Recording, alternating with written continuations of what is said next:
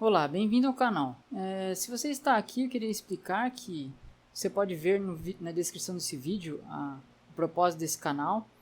E esse vídeo seria um vídeo resposta a uma compilação de argumentos fulminantes contra os argumentos ateus feitos pelo canal que vai estar nessa descrição do vídeo. Eu vou tentar ser sucinto para que as pessoas possam acompanhar, mas se necessário eu posso elaborar mais em outros vídeos se houver uma interação com outros canais sobre esses argumentos. Veja bem, eu posso estar errado sobre o que eu estou dizendo, então eu gostaria que você me mostrasse no que está errado nessa explicação. O vídeo está na descrição e esses são os trechos que nós vamos ver. O primeiro trecho. Primeira pergunta é a seguinte: por que algo ao invés de nada? Eu sei que está em Shakespeare, eu estou tirando do contexto, mas para fazer uma pergunta. As coisas existem, mas se no passado, antes do Big Bang, vamos colocar o Big Bang, não havia nada, do nada, nada se produz. 0 mais 0, 0. Nada mais nada é igual a nada. Se antes não havia nada, por que algo hoje? O universo começou. Por que há algo ao invés do nada? Segunda pergunta: por que a música ao invés de ruído? As coisas existem. Isso já é um mistério. Se não existe Deus, por que as coisas existem? E segundo, elas existem de maneira organizada. Elas se interdependem. A beleza, a harmonia. Por que a música ao invés de ruído? Se não há Deus, eu devolvo essa pergunta para você. O miserável é um gênio! Bom, esses argumentos eles são basicamente uma versão menor de outros argumentos de teologia natural, como o argumento cosmológico Kalam, que eu também vou deixar um link na descrição, que eu já fiz a refutação em um vídeo de 3 partes. E este é pior ainda que esses argumentos cosmológicos, ou do ser necessário ou do ser contingente, pois não tem nada a ver com Deus, né, basicamente. Também como esses outros, às vezes, argumentos têm. Veja bem, não é necessário ser um ateu, um budista, um muçulmano, um cristão para explicar esses tipos de pergunta, para justificar a sua crença. Isso é basicamente um argumento que incorre em 2 erros lógicos básicos. A. Não segue, que é a falácia chamada non sequitur, e B. Apelo à ignorância, argumentum ad ignorantium. O que o argumento tenta concluir é o seguinte a partir do que você consegue concluir pela sua fala. 1. Eu creio em um Criador, portanto tenho uma explicação do porquê existe algo. 2. Você não crê em um Criador, portanto não tem uma explicação do porquê existe algo. Essas 2 ideias estão incorretas e a segunda não faz sentido algum. Se faça a seguinte pergunta, né? Você que crê em um Criador, por que Deus criou o mundo? Veja bem, não estamos perguntando como ele criou o mundo, estou perguntando por quê. Por que você acredita que ele criou? Por quê? Não há nenhum texto bíblico ou mensagem específica que diga o porquê Deus precisaria ou queria criar o mundo. Não existe essa resposta, né? Eu estudei a Bíblia por mais de 10 anos, né?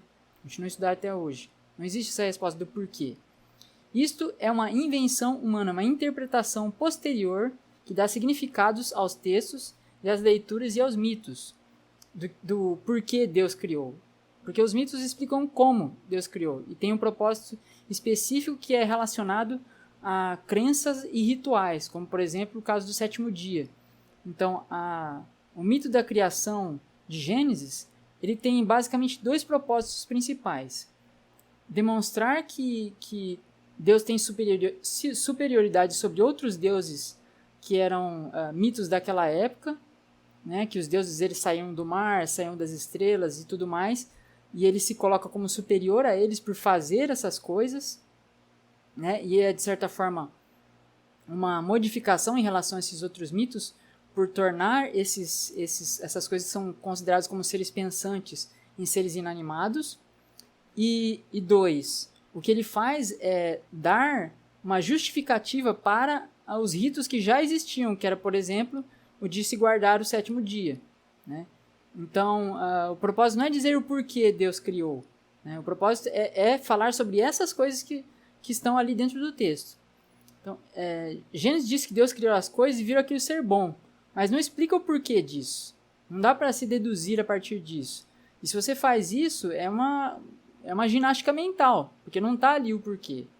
Mas, ok, vamos assumir que você saiba o porquê Deus criou. Não acho que seja esse o caso, como eu já acabei de explicar. Mas vamos subir que você saiba. Você está falando sobre as razões pessoais e os significados. O conhecimento científico da física e da cosmologia não está preocupado com o significado pessoal do porquê do universo. O conhecimento científico, neste caso, ele procura não entender o porquê, mas o como pode ter ocorrido o início do universo. Não há o porquê perguntar do significado, pois nós, seres humanos, é que criamos significados. Portanto, como agentes pensantes, nós damos significados às coisas e não elas que nos dão significados. Então, eu pergunto, diga-me, então, por que Deus quis criar o universo? E eu pergunto a você, como exatamente Deus criou o universo? Você diz, em 6 dias, com as palavras da sua boca? Como que funciona isso? Quais são os processos envolvidos nisso? Quais são as energias que estão fazendo interações ali? O que está acontecendo? Você não vai saber explicar. Como você explica o tempo geológico da Terra e do universo diante desses mitos que não acreditam nisso? Quando o seu mito explica que a Terra tem mais ou menos 6.000 anos, né? Ou seja, os cristãos literalistas não sabem nem como e nem o porquê.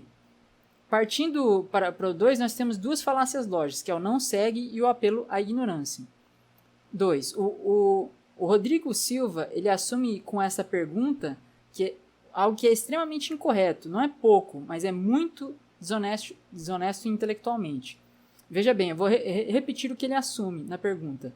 Você não crê em um criador, portanto, não tem uma resposta do porquê. Imagine que eu fizesse a seguinte comparação. Você não sabe o porquê de você existir, portanto, não pode crer na sua própria existência. Isso é um absurdo. Imagine uma situação qualquer semelhante a essa. O fato de você não saber o porquê de algo não implica em poder ou não aceitar a realidade física e concreta das coisas existirem. Cristãos, ateus, muçulmanos e quaisquer pessoas não precisam saber o porquê de algo existir para compreender que existe e entender a plausibilidade da existência em comparação com a não existência. Não é como se você pudesse colocar na balança, uma balança imaginária, existência de um lado e não existência do outro. Filosoficamente, há quem diga que é inclusive impossível definir o nada, pois não existem propriedades definidas para o nada. Você fala sobre o que não tem as propriedades para dizer sobre o nada, então não tem como definir. Portanto, pedir que alguém faça um argumento dedutivo para explicar o nada é o mesmo que pedir para alguém provar um quadrado que é um círculo. Ou seja, você está sendo desonesto intelectualmente por pedir para alguém fazer um argumento dedutivo sabendo que esse argumento dedutivo é impossível de se fazer. Veja bem, não estou dizendo que é impossível explicar como algo existe ao invés de nada. Porém, fazer isso de forma num argumento dedutivo é impossível. Nós provamos isso através do conhecimento científico. Nós realizamos a indução, nós realizamos testes, nós procuramos sinais e evidências para poder conseguir explicar por que existe algo ao invés de nada. Porém, no modo da intuição, um experimento do tipo de pensamento, essas coisas fogem à nossa intuição. Nós não conseguimos explicar da forma dedutiva. E ele sabe disso. E por isso ele faz a pergunta. Ou seja, é intelectualmente desonesto, porque ele sabe que ele está pedindo para a pessoa falar sobre algo que é paradoxal, porque não podemos definir o nada. O segundo problema é que não segue. O fato de alguém não saber, como eu já disse, o porquê do universo, não tem nenhuma relação com crer em divindades que possuem propriedades contraditórias, como consciência, onipotência, onipresença e onibenevolência, né?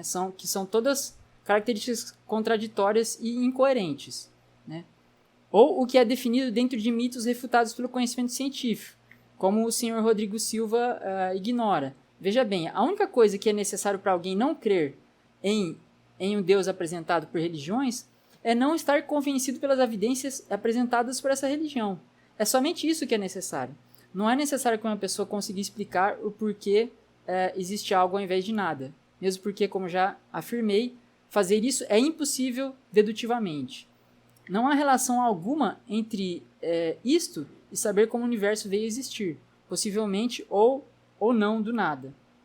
O que nos leva ao último ponto, que é o apelo à ignorância. C. Argumentos do tipo apelo à ignorância funcionam do seguinte modo. Não sabemos a causa disso, portanto X, onde X você substitui pela sua teoria favorita. Exemplo, não sei por que raios ocorrem, portanto Thor está batendo seu martelo e fazendo os raios caírem. Quando o Rodrigo diz, vocês não sabem como o universo veio do nada, portanto, alguma coisa, isso já não segue. Não tem como fazer essa conclusão. Mas a questão é que, de fato, ele também não sabe como o universo veio do nada. Assim, o argumento dele é da seguinte forma. O início do universo é um mistério, ignorância. Portanto, Deus o fez. Ou seja, o início do universo, ele não sabe como aconteceu. O início do universo é um completo mistério. É um mistério. Veio da voz de Deus, Deus fez isso, fez aquilo, mas ele não sabe como é que aconteceu. Portanto, a explicação mais provável que ele diz é que Deus o fez. Não segue. Você não está dando algo que dá um poder explicativo. Você está dizendo que mágica fez algo e, portanto, isso é mais provável dizer que nada fez. Não. Eu posso dizer que energia negra fez.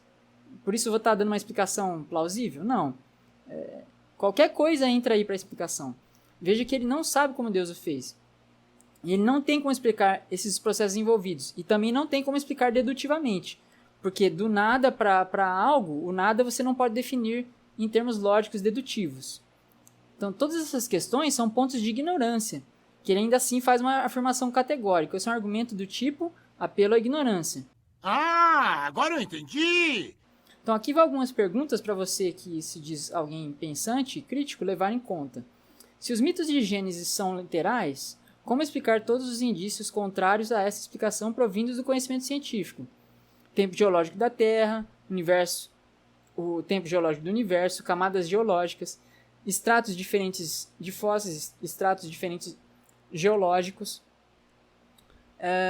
e por aí vai. Eu sei que o Rodrigo tenta de maneira leiga, eu digo leiga porque essa não é a área dele de conhecimento. Se ele é um arqueólogo, se ele é um arqueólogo, ele não é um físico, ele não é um geólogo, certo? Ele não é um biólogo. Portanto, muitas vezes ele vai estar dando conhecimentos para você que você tem que questionar e você tem que ler as fontes do que ele está falando, para realmente ser intelectualmente honesto com esses argumentos, certo? E outra questão, se Deus existiu antes do Big Bang, essa é uma questão dedutiva, se Deus existiu antes do Big Bang, de acordo com as nossas melhores evidências, não há tempo e espaço, não há tempo que exista sem o espaço. Ou seja, o que nós entendemos hoje cientificamente é que tempo e espaço são coisas contíguas, que existem em conjunto. Então, Deus teria existido nesse tempo imaginário dele. Deus existiu antes. Antes como? Sendo que antes não existe. Para criar o mundo. E se esse tempo é indeterminado ou indeterminável e paralelo, ou infinito, como se chegou ao ponto da criação se este tempo paralelo e infinito existiu infinitamente no passado? Veja bem, isso é um paradoxo. Se a existência do nada se estende infinitamente no passado, nós nunca chegamos ao momento presente da criação. Assim, o mesmo problema da regressão infinita de causas, da dificuldade de definir os infinitos, também da dificuldade de definir o nada que existiria no passado, se aplicam à existência de qualquer coisa que definimos pré-existente ao universo. Não explicar as mesmas regras lógicas nos leva ao que chamamos de petição de causa especial, que é outra falácia lógica. Ou seja, dizer que as regras não se aplicam a Deus, mas se aplicam ao universo, é uma petição especial. Veja bem, se é possível criar um ser imaginário ao qual as regras não se aplicam, um ser atemporal, por exemplo, o mesmo é possível a qualquer outra matéria amorfa ou sem vontades e sem personalidades que você dê qualquer nome que você quiser. Shiva, energia negra, energia amorfa, qualquer coisa que você quiser dar o nome, pode inventar aí na sua cabeça. E pode também se aplicar a exceção a isso também. E essas coisas todas vão ser indiferentes às escolhas sexuais dos seres insignificantes dentro de um planeta nesse universo inóspito, né? Então a segunda parte desse argumento sobre a música eu vou estar retornando em outro vídeo para que esse vídeo não fique longo demais. Te vejo lá.